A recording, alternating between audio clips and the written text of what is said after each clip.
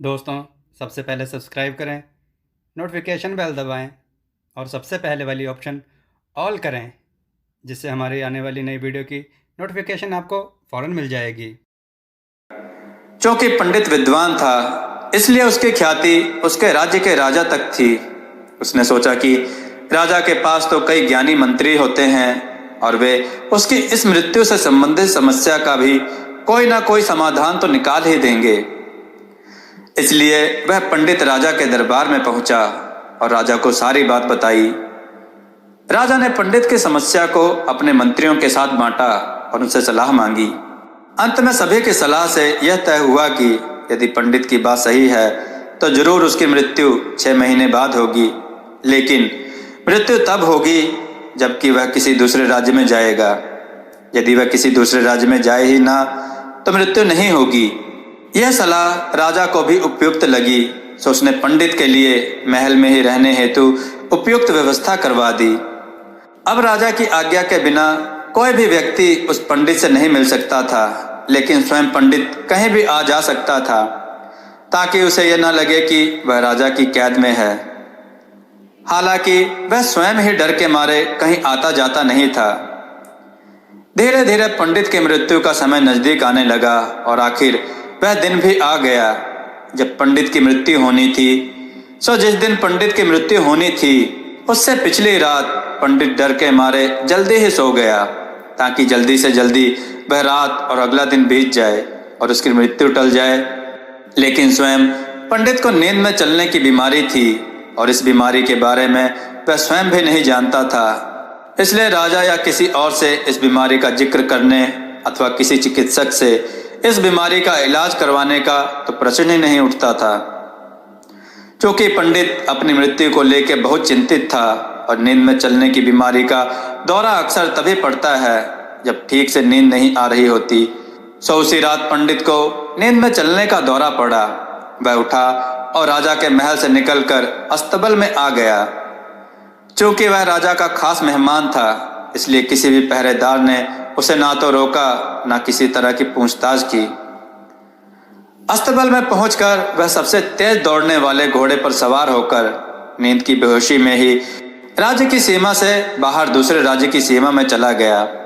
इतना ही नहीं, वह दूसरे राज्य के राजा के महल में पहुंच गया और संयोग ये हुआ कि उस महल में भी किसी पहरेदार ने उसे नहीं रोका, ना ही कोई पूछताछ की, क्योंकि सभी लोग रात के अंतिम पहर की गहरी नींद में थे। वह पंडित सीधे राजा के शयन कक्ष में पहुंच गया। रानी के एक ओर उस राज्य का राजा सो रहा था, दूसरी ओर स्वयं पंडित जाकर लेट गया। सुबह हुई तो राजा ने पंडित को रानी की बगल में सोया हुआ देखा। राजा बहुत क्रोधित हुआ। पंडित को गिरफ्तार कर लिया गया। पंडित को तो समझ में नहीं आ रहा था कि वह आखिर दूसरे राज्य में और सीधे राजा के शयन कक्ष में कैसे पहुंच गया, लेकिन वहां उसकी सुनने वाला कौन था। राजा ने पंडित को राज दरबार में हाजिर करने का हुक्म दिया। कुछ समय बाद राजा का दरबार लगा, जहां राजा ने पंडित को देखा और देखते ही इतना क्रोधित हुआ कि पंडित को फांसी पर चढ़ा दिए जाने का हुक्म जारी कर दिया। फांसी की सजा सुनकर पंडित कांप गया। फिर भी हिम्मत कर उसने राजा से कहा कि महाराज, मैं नहीं जानता कि मैं इस राज्य में कैसे पहुंचा। मैं ये भी नहीं जानता कि मैं आपके शयन कक्ष में कैसे आ गया और आपके राज्य के किसी भी पहरेदार ने मुझे रोका क्यों नहीं।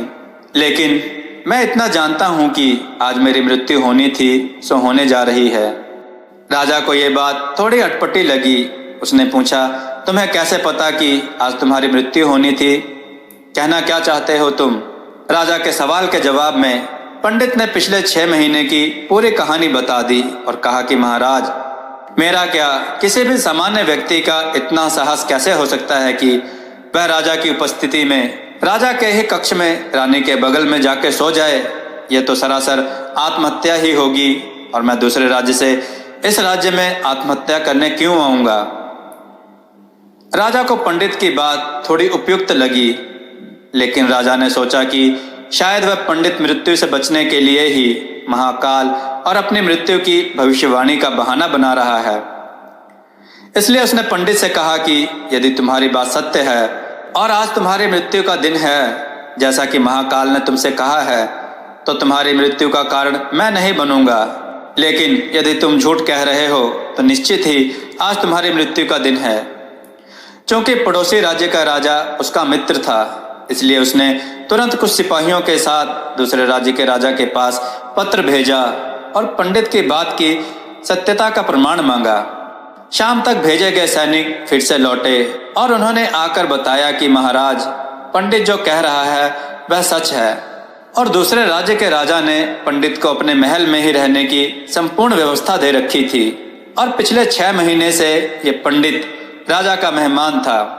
कल रात राजा स्वयं इससे अंतिम बार इसके शयन कक्ष में मिले थे और उसके बाद ये इस राज्य में कैसे पहुंच गया, इसकी जानकारी किसी को नहीं है। इसलिए उस राज्य के राजा के अनुसार पंडित को फांसी की सजा दिया जाना उचित नहीं है। लेकिन अब राजा के लिए एक नई समस्या आ चुकी थी, क्योंकि उसने बिना पूरी बात जाने ही पंडित को फांसी की सजा सुना दी थी। इसलिए अब यदि पंडित को फांसी ना दी जाए तो राजा के कथन का अपमान हो, और यदि राजा द्वारा दी गई सजा का मान रखा जाए तो पंडित की बेवजह मृत्यु हो जाएगी।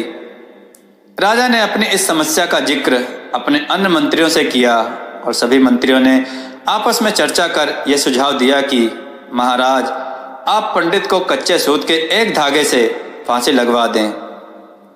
इससे आपके वचन का मान भी रहेगा और सूत के धागे से लगी फांसी से पंडित की मृत्यु भी नहीं होगी, जिससे उसके प्राण भी बच जाएंगे। राजा को यह विचार उपयुक्त लगा और उसने ऐसा ही आदेश सुनाया। पंडित के लिए सूत के धागे का फांसी का फंदा बनाया गया और नियमानुसार पंडित को फांसी पर चढ़ाया जाने लगा। सभी खुश थे कि ना तो पंडित मरेगा, ना राजा का वचन झूठा पड़ेगा। पंडित को भी विश्वास था कि सूत के धागे से तो उसकी मृत्यु नहीं ही हो सकती, इसलिए वह भी खुशी खुशी फांसी चढ़ने को तैयार था, जैसा कि महाकाल ने उससे कहा था। लेकिन जैसे ही पंडित को फांसी दी गई, सूत का धागा तो टूट गया, लेकिन टूटने से पहले उसने अपना काम कर दिया। पंडित के गले की नस कट चुकी थी उस सूत के धागे से और पंडित जमीन पर पड़ा तड़प रहा था। हर धड़कन के साथ उसके गले से खून की फव्वार निकल रही थी और देखते ही देखते कुछ ही क्षणों में पंडित का शरीर पूरी तरह से शांत हो गया। सभी लोग आश्चर्यचकित हक्के बक्के से पंडित को मरते हुए देखते रहे। किसी को भी विश्वास नहीं हो रहा था कि एक कमजोर से सूत के धागे से किसी की मृत्यु हो सकती है, लेकिन घटना घट चुकी थी। नियति ने अपना काम कर दिया था। दोस्तों, जो होना होता है वह होकर ही रहता है। हम चाहें जितनी सावधानियां बरतें या चाहे जितने उपाय कर लें, लेकिन हर घटना और उस घटना का सारा ताना बाना पहले से ही निश्चित है, जिसे हम रत्ती भर भी इधर उधर नहीं कर सकते। इसलिए ईश्वर ने हमें भविष्य जानने की क्षमता नहीं दी ताकि हम अपने जीवन को ज्यादा बेहतर तरीके से जी सकें। और यही बात उस पंडित पर भी लागू होती है। यदि पंडित ने महाकाल से अपनी मृत्यु के बारे में ना पूछा होता तो अगले 6 महीने तक वह राजा के महल में कैद होकर हर रोज डर डर के जीने की बजाय ज्यादा बेहतर जिंदगी जीता। दोस्तों, प्रकृति ने जो भी कुछ बनाया है और जैसा बनाया है वह सब कुछ किसी न किसी कारण से वैसा है, और उसके वैसा होने पर सवाल उठाना गलत है, क्योंकि हर व्यक्ति, वस्तु या स्थिति का संबंध किसी न किसी घटना से है जिसे घटित होना है। दोस्तों, आपको यह कथा कैसी लगी? अपने विचार और सुझाव कमेंट में जरूर दें। हमारी कथाओं को लाइक करें, हमारे चैनल को सब्सक्राइब करना ना भूलें। हमारी कथाओं को शेयर जरूर करें जिससे लोगों को अच्छा ज्ञान प्राप्त हो। जय श्री राम भक्तों।